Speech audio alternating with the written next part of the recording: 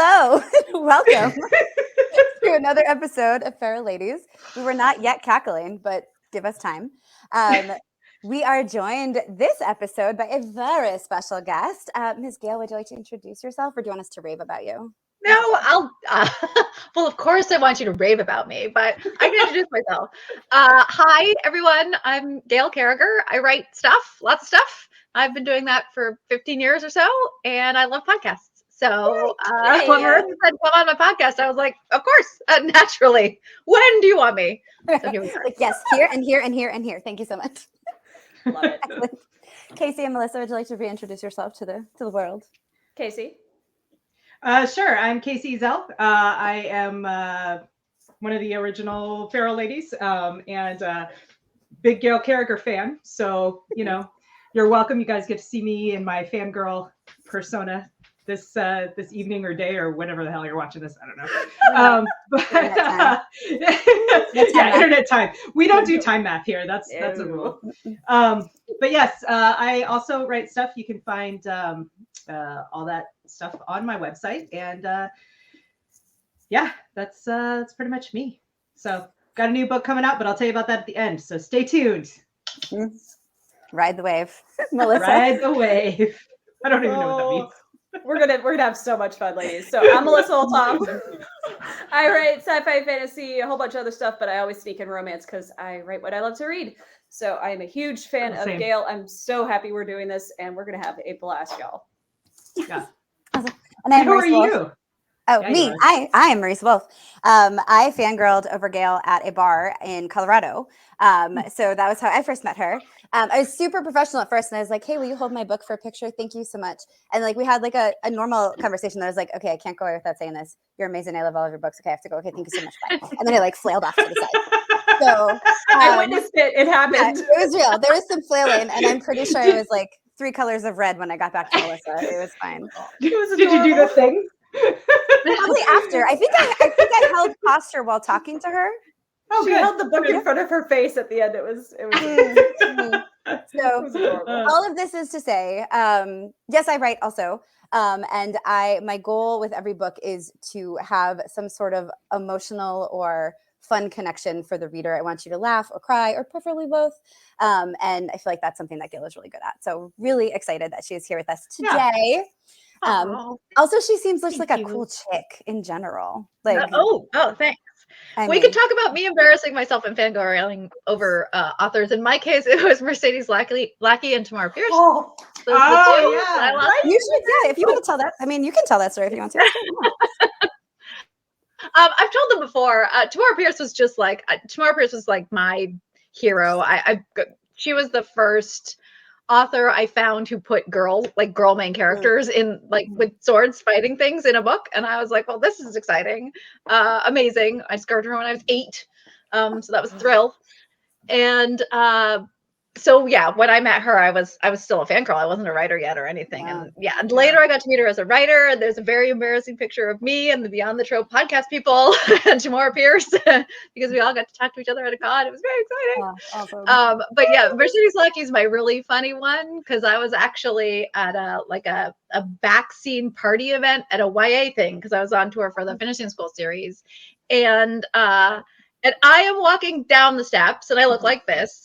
And although I'm wearing a cocktail dress because it's a cocktail party. Obviously, yeah. And for those who don't know, I have a very distinct retro appearance. For anybody who's listening to this and not watching it, yeah.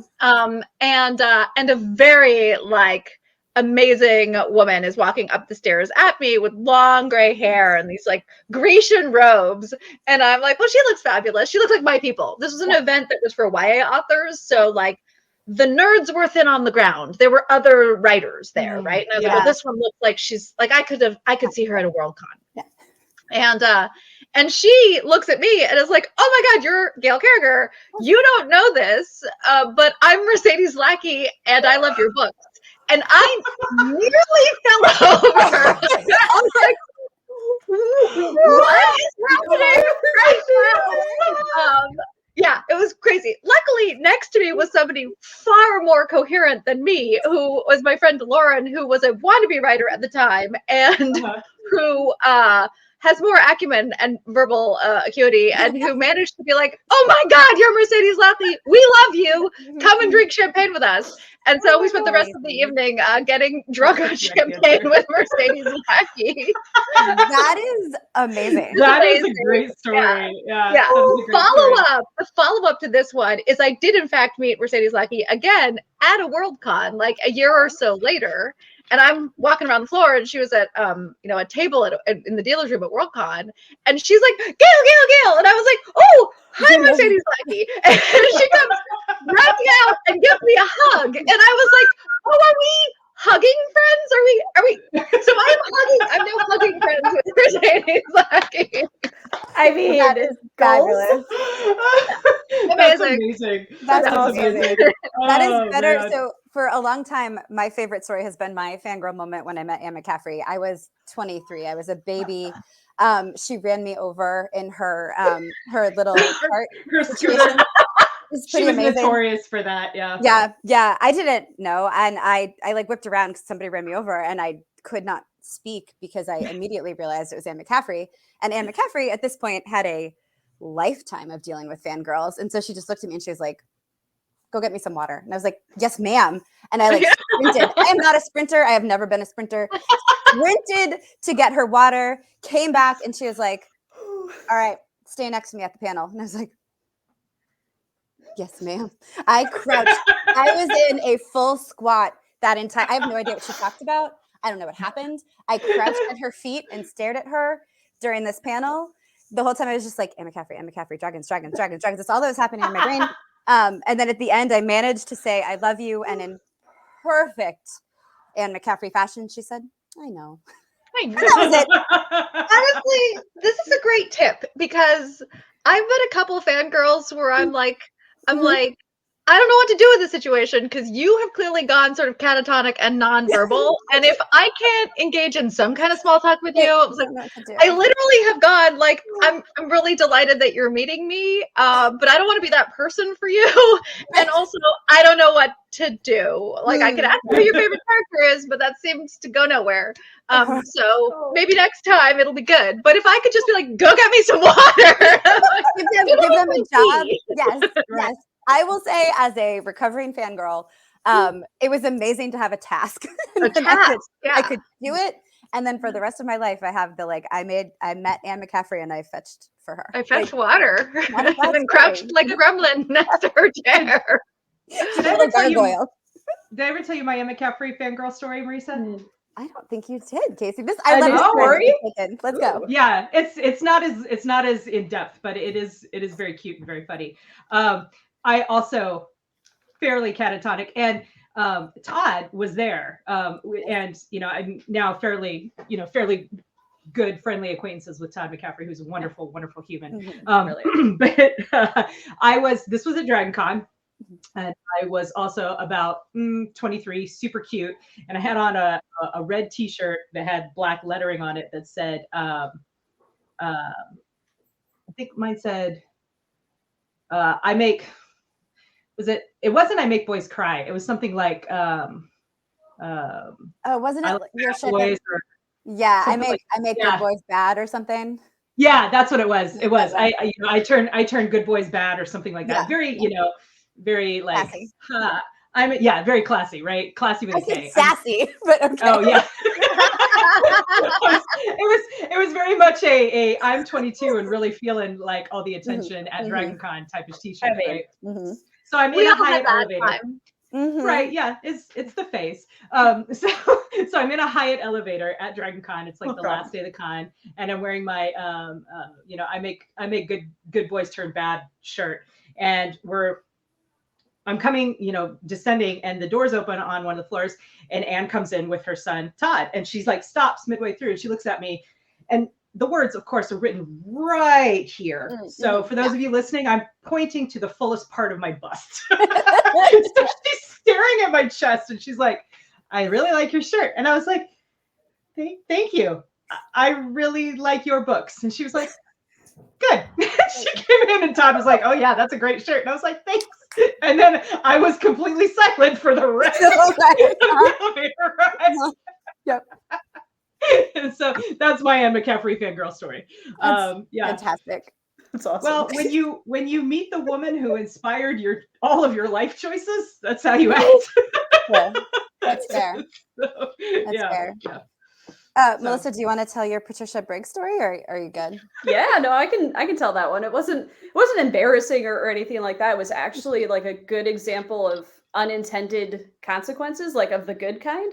I had a conversation with Joelle Rises, and I let her know, like, hey, I really like the short story you did for the Valkyries anthology that Marisa put together, because she got horses right. And I'm a horse girl, and if they get horses wrong, I'm like, I need to skip over this because it's wrong. It's all wrong. But she got it so right, and it was so well done. So I just complimented her story. I'm like, I really loved your story, and I love that you got horses right. And somehow we got to talking about Patricia Briggs, because I'm like, that's another author that totally gets it right. She's like, oh, I'm friends with Patricia. I'll let her know that, like, you're around. And then I actually got to meet her, and we talked horses for like 10 minutes in the middle of the vendor's hall. She's showing me videos of the Arabians, and I'm like, I'm just having the best time talking horses, and like mostly not being a, speechless fangirl. It was just talking horses with one of my favorite authors, and it was so cool. That's awesome. Awesome. Yeah. Oh, that's super cool. So the side story to that one, though, is that this was at Dragon Con. Was this last year or the year before? Yes, it was last year, right? Yeah. Yeah. So the three of us, Marisa, Melissa, and I are really good friends in real life too, as opposed to internet life. And so, like a lot of friends, I think we're in several group chats together. And so I was somewhere else entirely at Dragon Con. I think I was on a panel, but all of a sudden my phone is blowing up with every single group chat that I'm on, that Melissa's also on, because like 7 people were like, Melissa, you have to get to the dealer hall right now, and they wouldn't tell her why. Yeah. So later, We have really good friends. So later I was like, what happened in the dealer hall?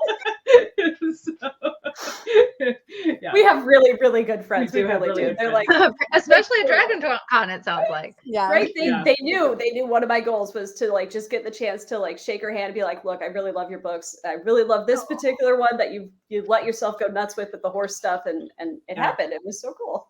Yeah. That's awesome. Oh my gosh, I love it. Well, Dragon Con, get ready for this graceful segue, y'all. It's more graceful because I named it.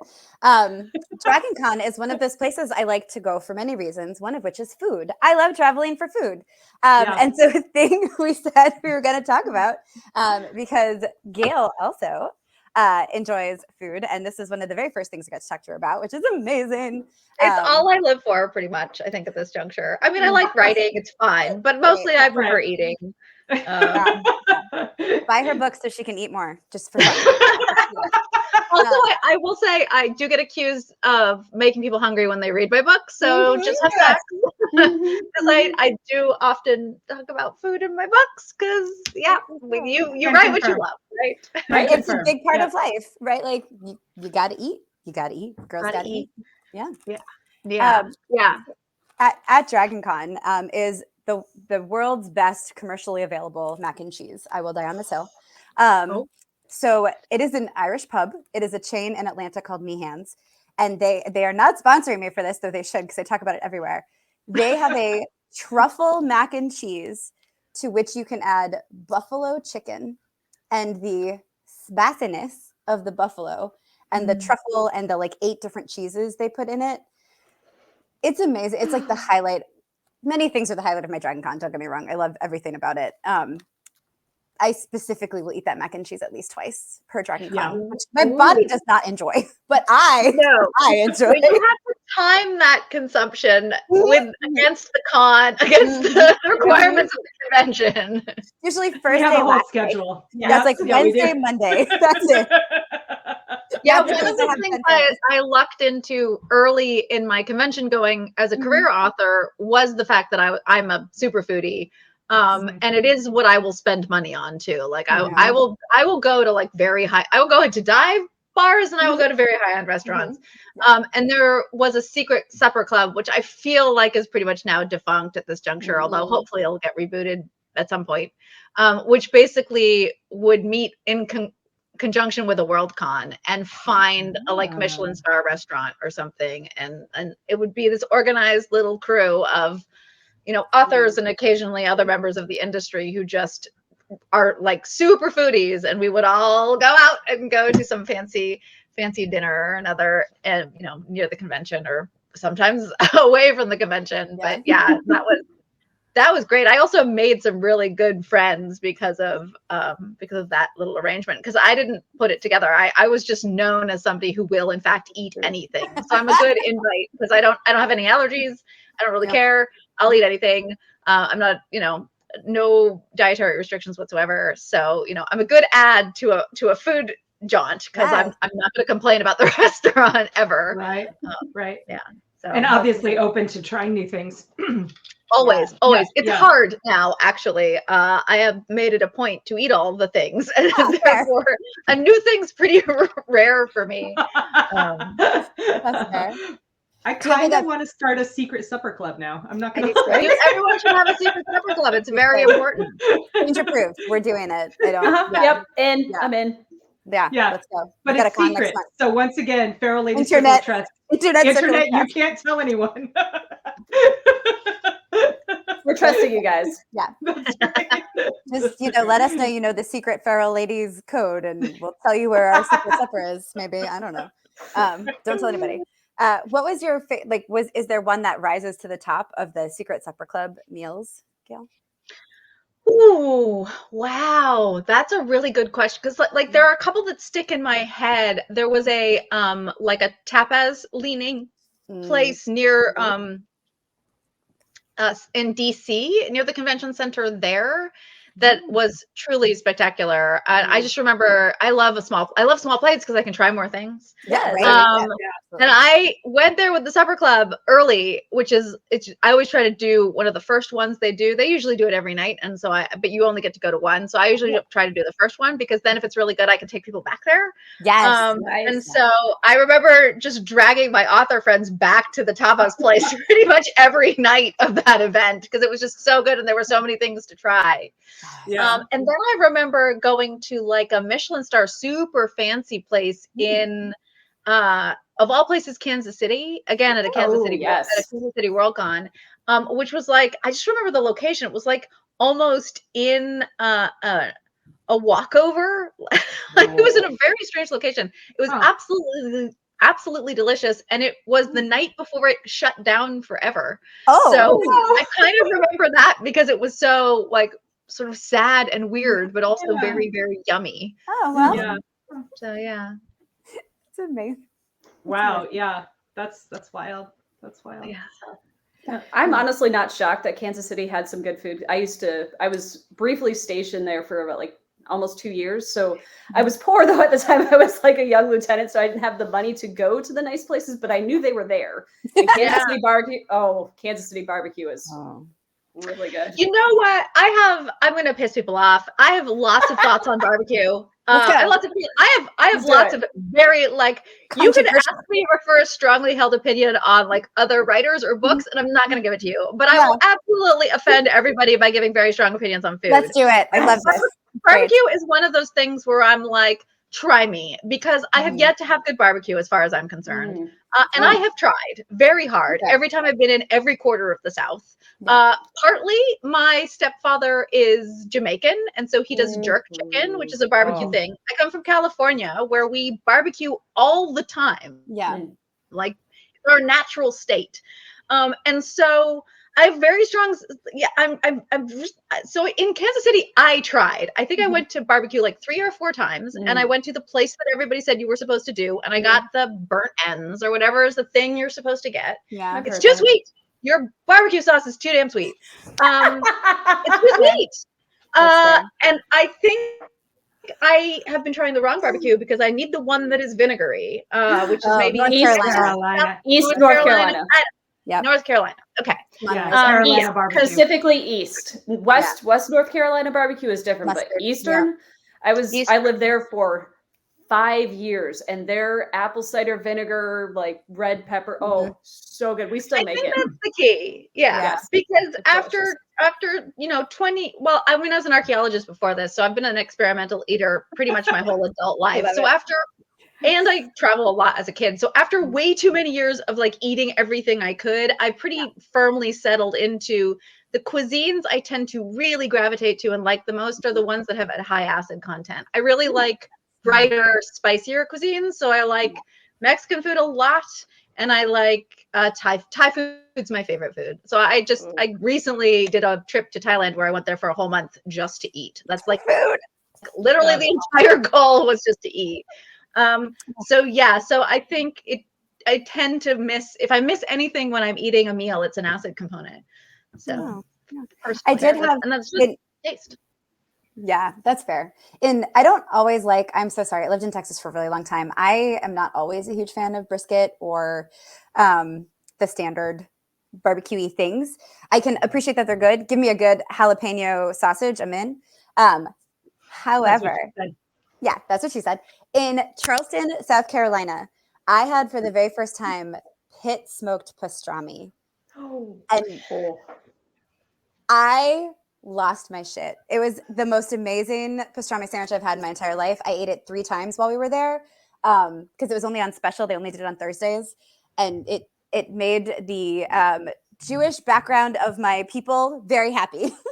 Yeah, I mean, I'm thinking about you. You have just reminded me of a pulled luau style pork that I had in Hawaii at the botanical gardens in like Oahu or something that was served on a purple taro bun, and it was just like deceptively simple. I think about that a lot. I think about that a lot. There have definitely been some sort of barbecue moments. One of which is there was a braised, I think it was more comfit end of the spectrum that was with pickled jalapeno peppers and mandarin slices. So it had that little zingy acid component that I love so much. But the char was really good and the meat was really juicy. So there are always exceptions to all rules. Yeah, of course. Yeah. Of course. Here are my thoughts on barbecue. Are you ready?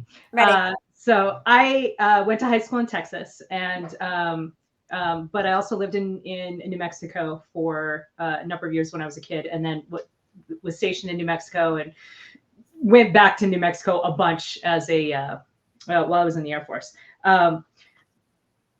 I love Carolina barbecue because I also like the acidity, and I like Carolina barbecue for pork. I like Texas style for brisket, but none of that matches my husband's meat.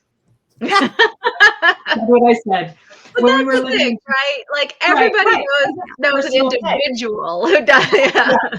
Right. No, because when we were in Japan, one of the things that was so interesting about living in Japan. So I was stationed in Japan for 3 years, Gail, and one of the things that we found really, really interesting about Japan is that there's of course amazing Japanese food and food inspired by neighboring Asian countries there, but there's also like amazing Italian food and really good French cuisine, and the Japanese really seem to and this is a generalization, so I'm just going to call it what it is, but as in general, it has been my observation that Japanese chefs really seem to like to find things that are good that come from other places and then bring them back and then improve upon them.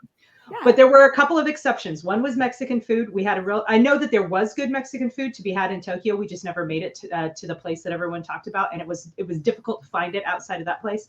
And I didn't find a lot of really great Japanese barbecue restaurants. Korean barbecue, yes. Asian style barbecue, yes, but not like American style barbecue. But we inherited a smoker from another military family because you can't ship it's difficult to ship those things. So they kind of just get passed around base housing. And so we inherited a smoker. My husband got into the habit of smoking meats because you can get really, really good cuts of meat really cheaply from the grocery stores off base. And nice. And oh my God, like the brisket I had in Texas doesn't hold a candle to what my husband could create. So yeah, but that again, because personal taste, right? Yeah. Mm-hmm. I just like my husband's meat. Kacey Ezell. Yes. Yeah. Zero context quote of the day. That's who I am as a person. On a related note, I need to have my husband talk with your husband because brisket is something we need to work on. Oh, okay. Yeah. The improvements. I love it.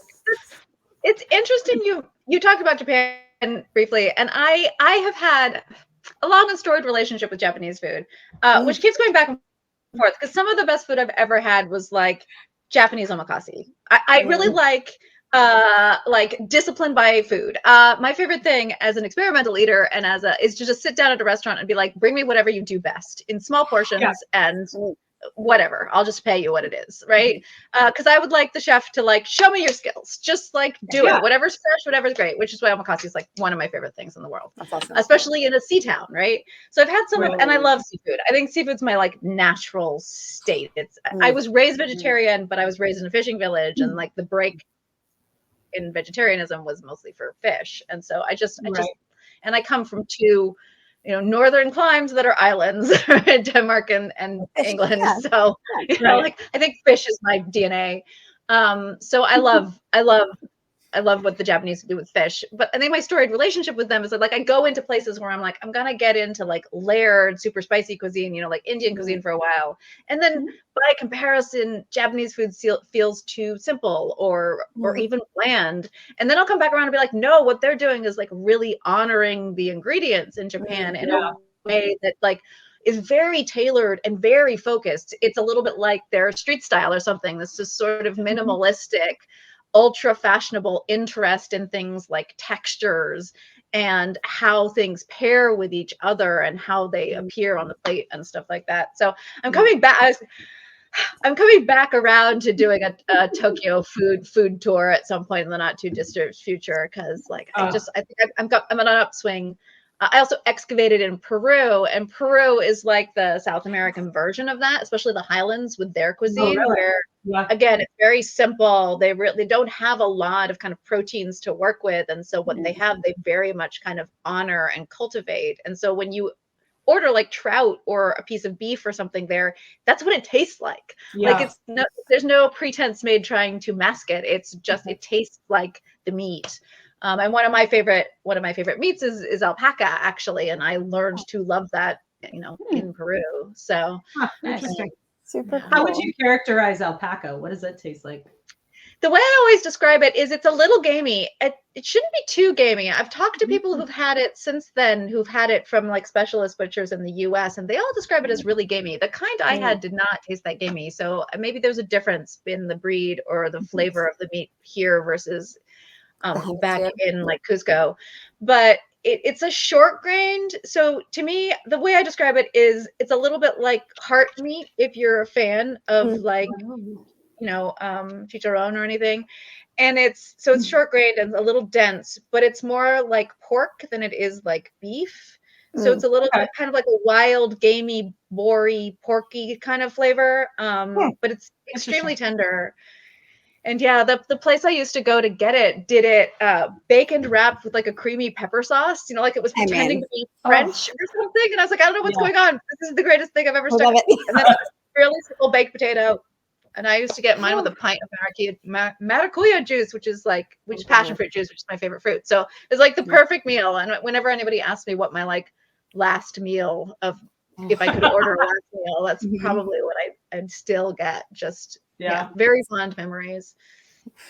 So anybody else getting hungry? Because I'm hungry. I mean, we knew that was going to happen, right? But now I want to hear that last meal is making me think like, what would that be? I know if you're a true foodie, this is the hardest question anybody can ask you. Is like, I know.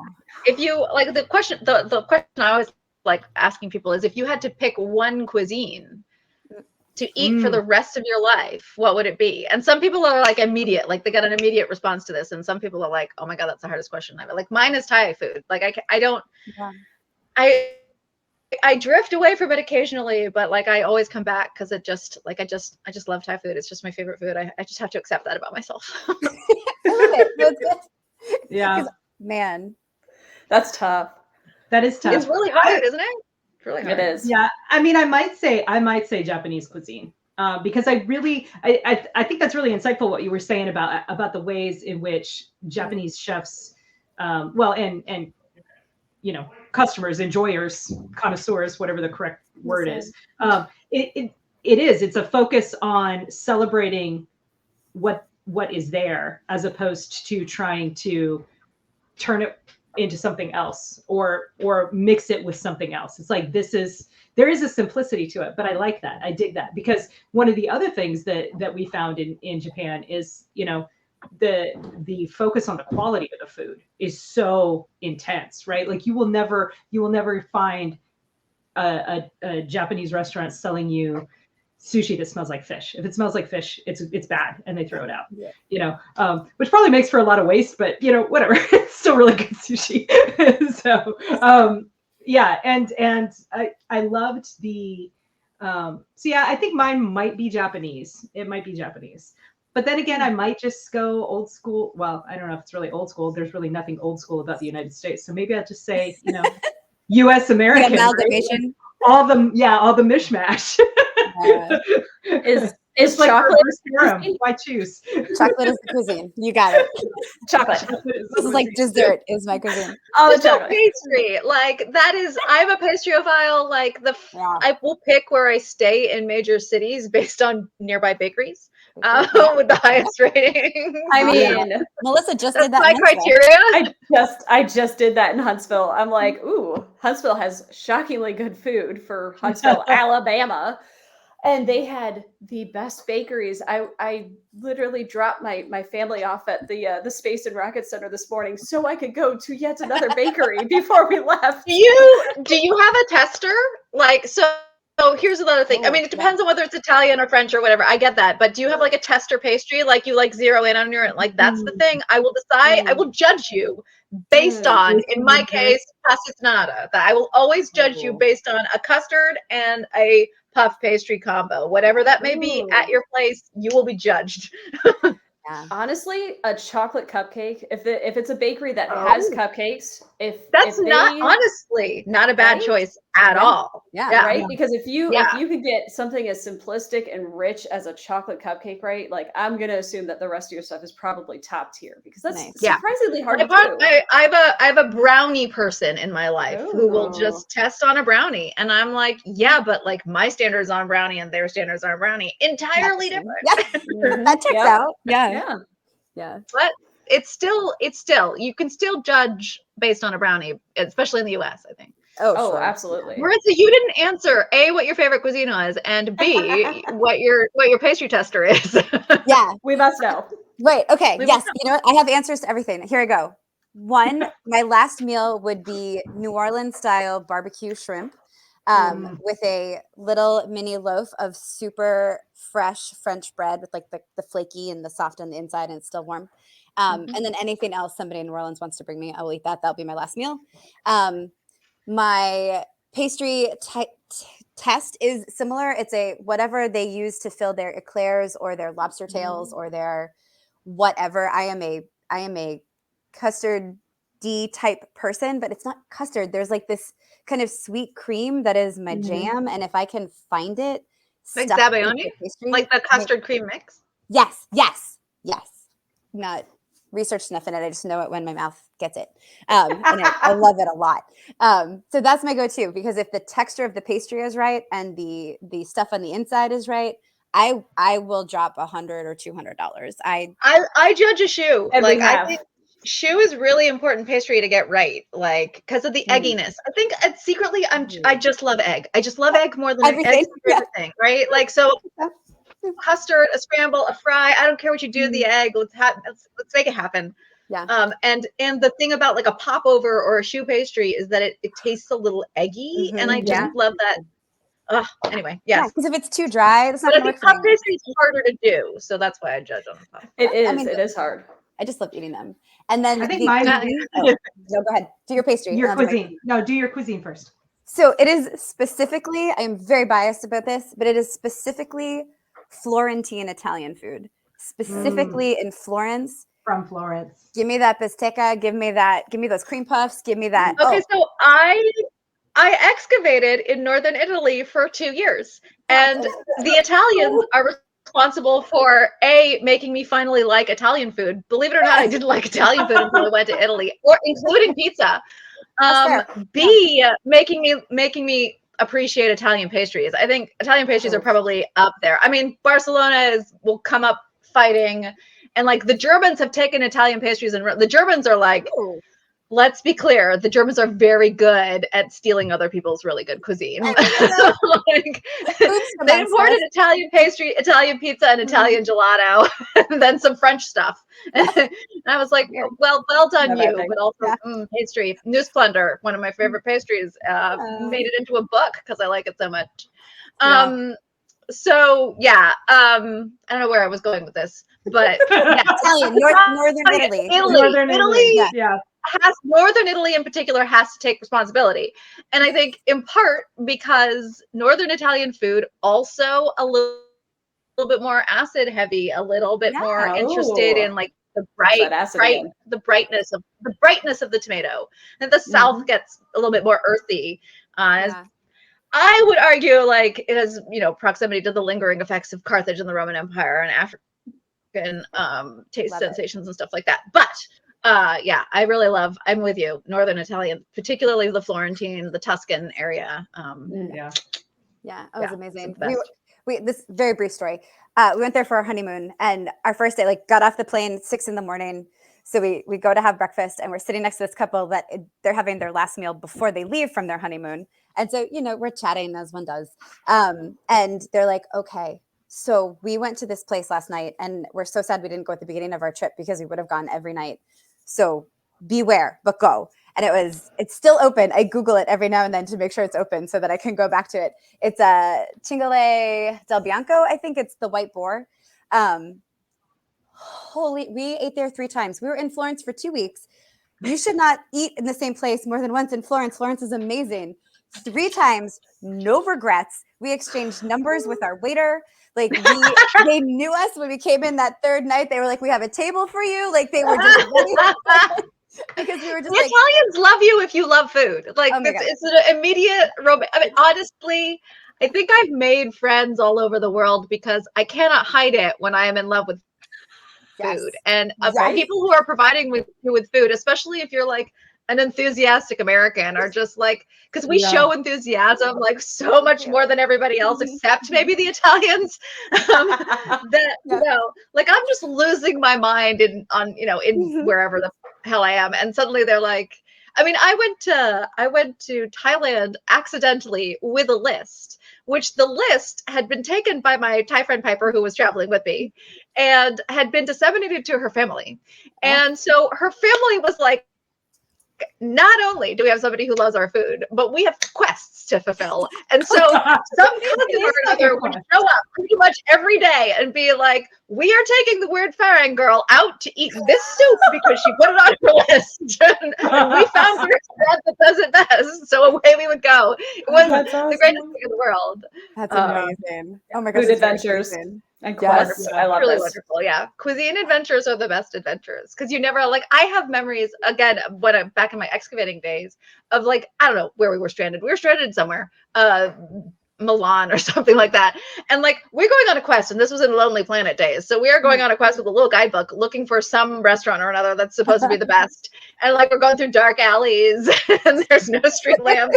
And then you happen upon what looks like somebody's house, and there's a angled light opened out onto the cobblestones as the chorus sings, and you wander in, and somebody like slaps prosciutto and Malone and like gnocchi and pesto in front of you, and like, this is the best freaking of those 2 things I will ever eat in my life, and here are your $5, and now I'm gonna go somewhere else. But and you'll never find that place again. It's like urban fantasy in the making, right? Like, that place existed to feed you that thing, and now it is gone forever. And that's gone forever. It's amazing. You won't find it. Kacey, what's your pastry? Sorry, wondered. Oh yeah, no, sorry. Pain au chocolat.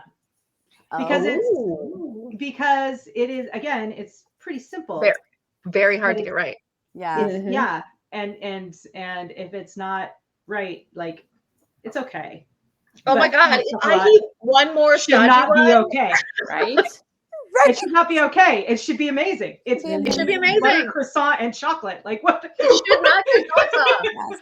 That's right. I want to close my eyes when I take that first bite. Right. It's right. I want to bite and not be able to breathe, because if I breathe, the flakes will go everywhere. Right. If I don't have to get out a vacuum cleaner after I've eaten a pain au chocolat, they did not do it right. It's incorrect. That's right. That's right. Yeah. Oh my Okay, gosh, so I have a question.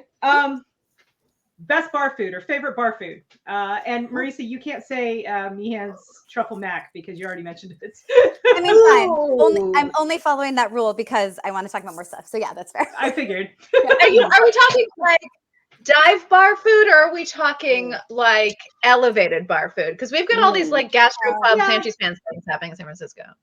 Dealer's choice. You know, whatever, one of each if you prefer. But yeah, what's your favorite what bar you're food? drinking? Like that plays really Sure. heavily into this situation. Like, well, you guys think about it, and since I asked the question, I'll start with mine since I had time to prepare. There's a Japanese chain called Yamachan's. They started in the town called Nagoya, and they make these like salt and pepper wings, but not wings like we think of them. It's the whole chicken wing, and they're flash fried in the Japanese style, and then they roll them in like salt and this pepper mixture that's like got white pepper and black pepper and red pepper. It's not real spicy, but it's got a little bit of heat to it. And holy crack balls, are they good? That's amazing. They're so amazing. Yeah, I do. I miss Yamachan's with like a deep mourning in my soul. Oh. So, yeah. But so I would. Oh, go ahead. Do we know? No, Yamachan's is an izakaya, which is like a Japanese pub, right? Like, so yeah. So that's why I'm calling it bar food, because you know, you go and you sit there and you have to buy at least 2 drinks. Even if you're like me and you're not drinking alcohol, they're like, well, here's the expensive juices. Have at it. So. Get it. I love it. That's awesome. Mine actually, it's a little hazy because I was in Key West my senior year of college, and boy, did I discover mudslides. Oh, speaking of what we were drinking, mudslides. What do you pair with a mudslide, though? Like, come on. So shockingly, college boys. Well, there was a table of Navy guys like right next to us. This all checks out. Gotta do something to make that taste good, I suppose. College boys, college girls. What you got? It's good. Right. Yeah. Sure. No. Shockingly, my preferences are showing. Wait. No, that's a recipe for a yeast infection. But go on. I mean, you got that with Key West. You're in Key West as a college student. That's got it. You're not coming out of that clean. Sorry. I mean, I'm pretty sure I walked down the street that night and saw friends that I did not go to Key West with that were just randomly there, and I'm like, hey! Yeah. So we hung out drinking more mudslides. It was what you do. So the food. They had some really good coconut shrimp that you would think would not go well with mudslides, but I mean, I was a college student, so we ate everything, but coconut shrimp, man, so good. But if I was like just drinking beer or mixed drinks or whatever here, it would probably be tater tots. Tater tots are a versatile bar food. I love they can be. You can dress them up, dress them down.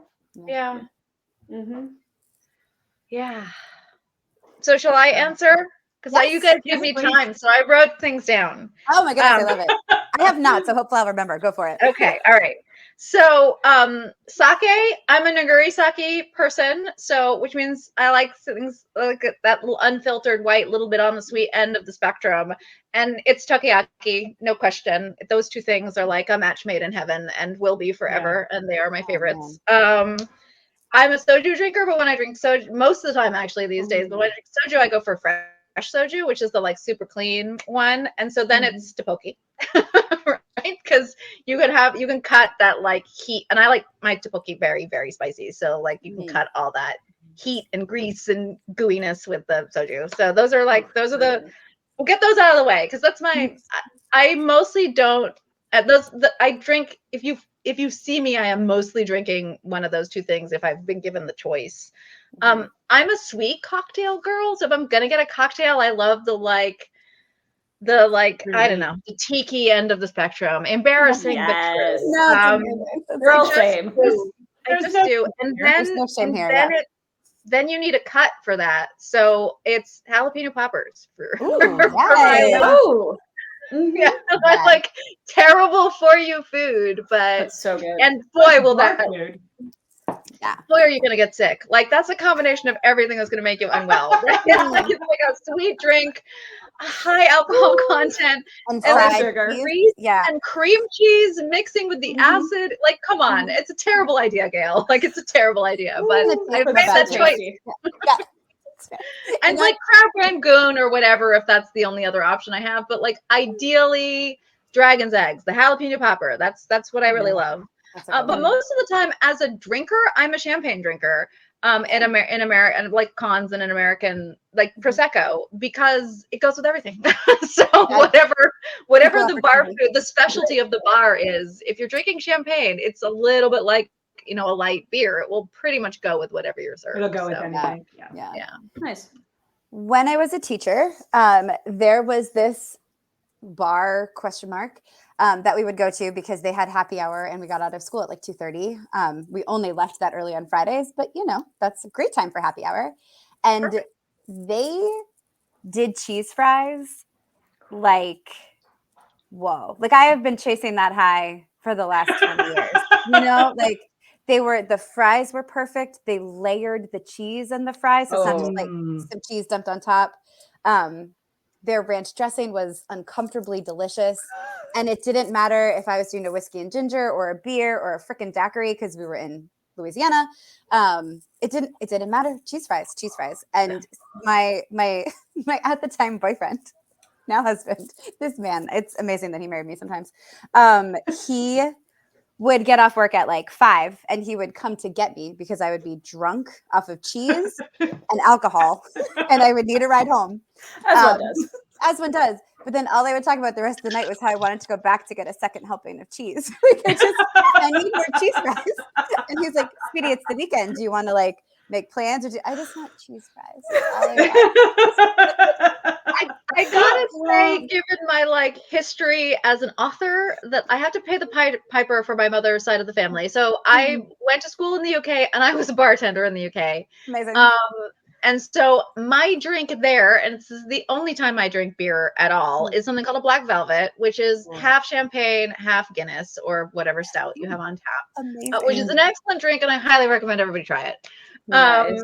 And that and a Scotch egg are kind kind of one of my favorite. I love Scotch eggs. Yeah. So I'm gonna throw the Scotch egg into the mix as a valuable little asset, but it's very hard to get hold of. Very hard to find. So I was gonna say it's not super closely related to the Scotch egg, but I do love a good Scotch egg.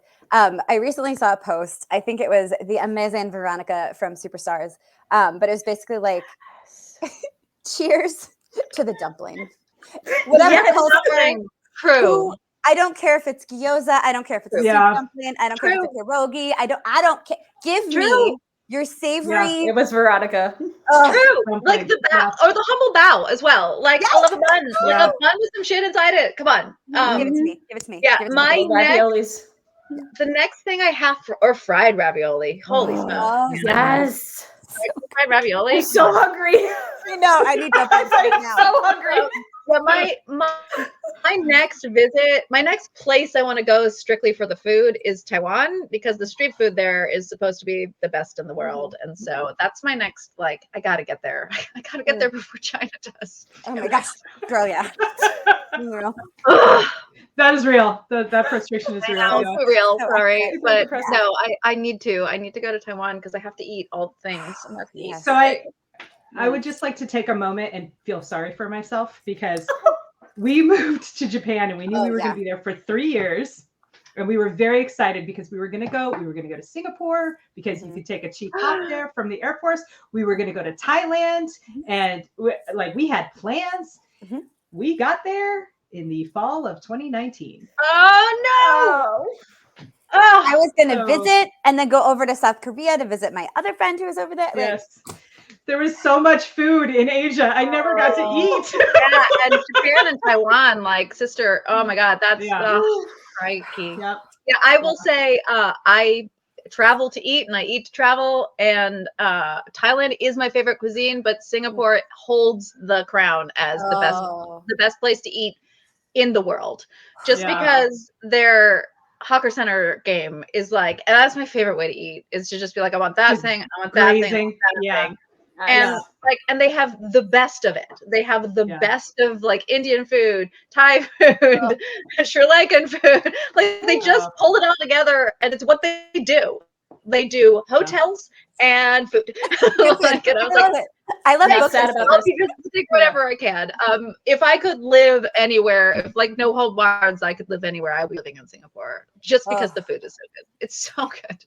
And their buffet game, I was like, I nearly cried when I went down to breakfast. Like, what is this? I would be like, I'm gonna get the Norwegian smoked salmon. I'm gonna stick it on a frickin' piece of bagel, and then I'm gonna put kimchi on top because no one's stopping me. There are no rules. On everything. I feel an obligation now to inform you guys of something that I've just decided. If by some stroke of luck I hit the Powerball, which would be weird because I don't play the Powerball. I mean, fair. Yeah. But if Lots I of did, luck involved here. I have long said that what I'm going to do is I'm going to buy a 777 and I'm going to have it outfitted like an RV and I'm just going to fly around the world. Gail, I'm going to come pick you up. Yeah. Please host me on a tour of the world, and we'll go to all the places. Tour of the world. And like I am there. I will stop everything I am doing. Every book will go on hold. I will just record the tour of the world. Like, my God! Yes. You can ride on the plane. It's fine. Sure, whatever. We'll be doing the same thing. Yeah. While you're drunk on dumplings. We could write a series of like, traveling around the world, and each of us write a book, and it would be a huge success. Perfect. We'd make even more money. Yeah. There it is. What's on our habit? Damn it. No, I was just saying, your friends watching, if you all send just $5,000, every one of you, just it's fine. I volunteer my husband to help fly the plane. See? I was gonna hire your husband. Yes. Right. He can get qualified, and I'll sell him occasionally. Yes. It's a terrible, never-ending situation, though, because like you go somewhere. Like I spent a whole month eating my way through Bangkok, and I like feel like there are still things that I haven't eaten in Bangkok, and also now I have to go to Chiang Mai as well, and then I have to go to Phuket. I was like, I didn't get it all right. You just keep going in circles. It's perfect. Don't worry about it. You just come back around again. Oh man, you must be a completionist at heart. I do like a list, and I like to check everything off that damn list. Yeah, I love it. I love seeing things crossed out. Yes, very satisfying. I get that rush from like crossing things out. Oh, yeah. I will not show any of my notes on but yes, girl, same. Big same. So it is somehow 52 minutes in, friends. I feel like we could talk about this another 52 minutes without like any stress. Plan our tour. I mean, what we're gonna do next. I just want to go to all the places and eat all the food. Just like I said, just sponsor your authors $5,000 small dollars. We'll go on a trip and tell you all about it. Oh my God, the food. So this is amazing. I am so hungry, and it is late, so that's but here we are. At least for Gail, it's early, right? You can go eat. Yeah, no, it's fine for me. I also ate. I ate a nice little meal before I met with you guys, so I'm quite full. I'm still smelling the remnants of my meal because I'd smoked trout, but nice. Nothing wrong with that. Nothing wrong with that. I had the big dirty Detroit style pizza, which nice. Yeah, we also had pizza for Pie Day. I had pizza too. Look at us. Okay, perfect day. Oh, you have to name your pie. This is a non-negotiable. We have to immediately name our pies. Okay. Oh, okay. Yep. All right. Apple. I'll go. Yep. Yeah. My grandmother's apple. Oh, wait. What is that style of apple, though? You must discuss. Chunky, thinly sliced, French style, crumble on top, full top pastry. So my grandmother's style is she uses, or she did, she's since passed, but she would use a Wesson oil crust. So the crust was made with vegetable oil versus lard or shortening. And it was a double crust pastry. She didn't blind bake it either. And so the bottom crust it was still really flaky because it was made with, they were always really ugly pies. Like they weren't pretty on top because they were so flaky. And then the apples were skinned and thin sliced. And then the specific recipe, I basically have it memorized, but it was had a lot of cinnamon, tiny bit of nutmeg, a lot of sugar. And it made this like delicious syrupy sort of goodness. And yeah, so it's my grandmother's apple pie. Nice.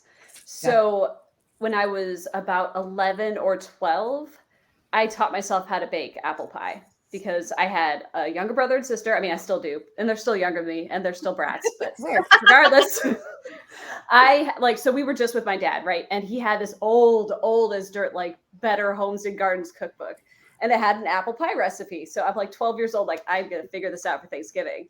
So it was not pretty. It was absolutely double crust. It had thin and thick because I did not know how to slice properly. I mean, but it turned out so good because I took the directions quite literally when it said like a little bit of lemon on the apples to keep them fresh. I used lemon. So it was like, it had that bright acid flavor profile to it, along with all of the sugar and the cinnamon and the nutmeg. I still make it. It's so good. That's awesome. Yeah. So I only liked fruit pies until I moved to Louisiana, and one of my friend's roommates made a bourbon pecan pie with a bourbon caramel whipped cream. And I can still, like, my mouth is still watering just thinking about it. It's been probably like 18 years. I never had it again. She only made it for the Derby. That sounds delicious. I've never found a pecan pie that I love like I loved that pie. It was amazing. That's so Southern. That's way Southern. Yeah. I have 2 dragon pies, and they're like chasing the dragon, right? Yes. Pies that you ate once, and you're like, how am I going to eat that again? I'm never going to. Both of them from college, actually. One of which was a sweet potato pie that was FedExed to the university by my friend from Poughkeepsie's mom, and that was a fucking amazing pie. Oh, that's so good. And the other one was my now very much ex's mother's cherry pie, which had a layer of like sweet cream, kind of like a cream cheese or but more like a cheesecakey thing at the bottom. Above the crust. I've never. Now I understand that there's a very old. They were from Minnesota, and it was a very Midwestern kind of pie, or maybe northern Midwest. You know, like I don't know. Maybe it has a Scandinavian heritage. I don't know. And I did say I'm looking for this pie, and quite a few people sent me very old pie recipes for that pie. So I know it exists, but I don't bake. I'm terrible. I'm an okay cook and a terrible baker. So I've never been able to. I've never tried remaking it. I just want to happen upon it again. It's appear, yeah. So those are my 2 like dragon pies. I think like when I am faced with a menu of pies, like at a pie place, I naturally am inclined toward a key lime or a lemon meringue because I really like sour things. So I tend to go in that direction in an American pie place. But at heart, my one true love in the pie arena is pumpkin, and I know that makes me a monster. No, I am a monster. I love it. Yes, I am the person. I will eat pumpkin pie for any holiday. I will eat it because it's Tuesday. I will. Like when pumpkin pie is in like Safeway, or I just get pumpkin pie. I don't care. I just eat pumpkin pie. Like I will eat it. I consider it a like whole meal food. It's got vegetables in it. There's egg involved. It's got all the things I need. I cream, you got dairy. You're good. Yeah, it's a complete meal. Everything's good. Yeah, exactly. I cannot make pumpkin pie. I tried. My stepmother's mom made the most amazing pumpkin pie. It was so good. And so many pumpkin pies are so good. I have no complaints. I don't care if they're more nutmeggy. I don't care if they're more cinnamon. I don't care. I love them. Me neither. I'm open to your pumpkin pie interpretation. My dad used to make a pumpkin chiffon pie with a graham cracker crust. And it was freaking amazing. It was delicious. I tried to make a pumpkin pie, and it's why I know I'm not a good baker. I got whole allspice and didn't understand. Oh, it was so bad, Melissa. The level they were like this, and this was like early in my relationship. Again, with my now husband, who's somehow still married. It's fine, because I love you so much. That was step 1. But don't worry, fate saved us because there were like 3 equally awful choices that I made, and I was like, maybe it'll be okay in the end.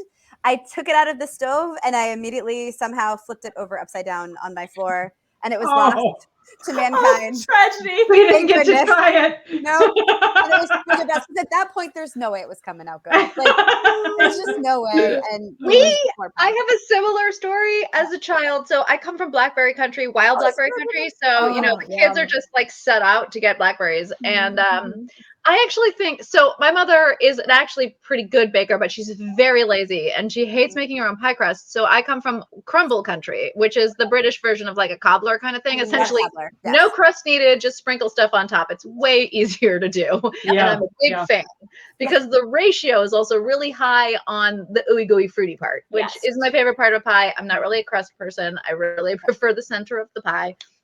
So we had been sent out to retrieve, and I don't know what went wrong. We came back with enormous bags of blackberries that looked like serious carnage had occurred because a hole got in one of those bags, and so we had dripped. So it looked like blood on the road, but we got them back. We made the crumble, and I probably put like too much tapioca in it or something. Oh no! But it oozed out the bottom of the oven in a way that looked like like actual serious CSI would need to be called in at any moment. That was my one and only attempt at pie. Ooh, I think I was 8. No. Solid effort, though. Solid effort.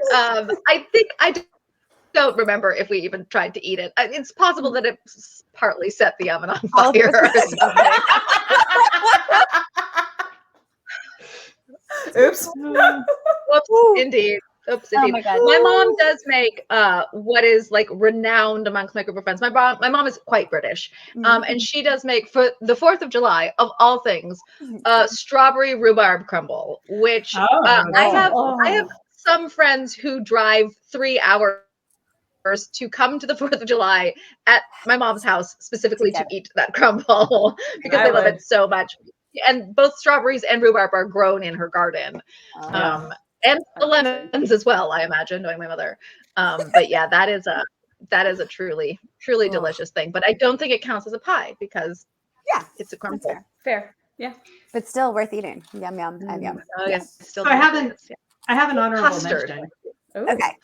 I know we got to go, but this pie is worth talking about. Okay. So So my mother, I grew up in a dual working household. My parents were both military officers. And my mother served 24 years in the Air Force, and she was, as you might imagine, busy, like real busy all the time. But she still kind of liked to entertain on occasion, and she would, find creative ways to make these shortcuts and stuff. And she found this recipe. I think it was on the back of like a Dream Whip box that she found this recipe for this pie. And she made it one time, and then we begged for it forever after. And it's literally, it's you buy a graham cracker crust and you get the Dream Whip, not, it comes in a box and it's like this powder. And you get that, and you get a thing of like Jell-O, not instant. No, maybe it is instant pudding. And you whip those together with whole milk until it makes like stiff peaks. And then you put it in the crust and you put it in the fridge. I love it. It's amazing. Pie. So good. Voila pie. I love it. Yeah. awesome. So I call it, it's the busy homemakers fake silk pie. I love a custardy, eggy thing in a crust. But I feel like I don't have enough experience with things like chess pies or whatever to really claim that they're my favorite pie. So I can't go there yet. But I'm open to being changed. Up for the challenge, right? Yes. Yeah. Up for more the pie bakery. education. Oh yes, bring me pie, everybody. I will. Yes. This is the thing, is like it's taken me a while, but I've slowly trained my readers and fans to like bring me food offerings. I'm like, I love this. Yes. Yeah. Bring us food. Yes, desserts. I love them. Okay, well, on that note, if you are not already a fan of the authors on this chat, why don't we go around quickly where people can find you and find your books and get hungry all over again from the power of the word. Gail, why don't you kick us off? Okay, my name is Gail Carriger. You can find me at gailcarriger.com. That's GailCarriger, and that's where I am. That's where I hang out. I write all the books, so steampunk, science fiction, fantasy, YA. Everything has a little bit of a romantic arc. Sometimes there's a lot of bit of a romantic arc, and everything has some food in it. My most recent series, actually, the main character is a cook. And that's how he shows his love to. He's a very special relationship with ladles in particular, which is articulated. I love it already. It's a very important part. Like the shape of a spoon shapes are deeply important to me. So, and they are deeply important to Fex, who's the main character of this series. So the first book is called Divinity 36, and yeah, that's me. I also have a podcast, which I should mention because we also touched on the subject of that podcast, which is travel. It's always on and off hiatus, but there are quite a few back episodes. It is called 20-Minute Delay, and it is me and my aforementioned really dear friend Piper, and we talk about food a lot. We also talk about packing and traveling with snacks and how to eat on the road and important things. I love it. On that sort of thing. But we do it in a pretty we try to keep it, on 20 to 30 minutes. So, and and we talk about traveling alone as women as well. Nice. So important. Valid. Yeah. Yep. All right, Melissa. All right, you can find me at melissaolthoff.net. I don't yet own .com, but I'm working on that one. And you can always find me on Facebook, where I spend way too much time, and I'm happy to answer anybody's messages. So you can find me at Chris Kennedy and Amazon, where books are sold. Kacey. So you can find me at kaceyezell.net or .com. I do own both. I'm also on Facebook. I have a YouTube channel here, Kacey Ezell Writer Life, and you can find me there. Recently, actually talking to Melissa about one of her most recent releases. Got a new book coming out on the 22nd. It's called The Queen's Fixer. It is the first book in a new space opera series published by Theogony Books, aka Chris Kennedy Publishing. And so if you like old school space opera with some, there's no romance per se in this one, but definitely some emotional ties and sort of exploring what that means. Go check that out. So, yeah. Awesome. And I am Marisa Wolf. You can find me at marisawolf.com, marisawolf.net. I go both ways. And you can follow my newsletter from there. My most recent book before this podcast comes out is Beyond Enemies, in which my very sheltered for reasons character gets to go out in the world for the first time and finally eat the noodle soup she's been dreaming of. And this is not at all smallly influenced by the fact I could not find good ramen for months and I needed it. And so therefore she was obsessed with noodles, and she got her noodles, you guys. I'm happy to tell you. She did. Spoilers. Yeah. What other satisfaction she may have gotten, we don't know, but she did get her noodles, and I took great joy in writing about those noodles. So you can check that out. It's called Beyond Enemies. And if you go to my website, you'll see all of the other books, and from all the places you can find them on the internet. So mostly you can find me here being feral with my friends and all the cool kids that we get to bring to hang out with us, which is pretty awesome. So thanks for joining our chaos on the internet, y'all. Thanks for coming, Gail. This is so great. Thank you for having me and talking about food. And we never went over our ramen choices. I mean, another very important. We'll just have to do this again.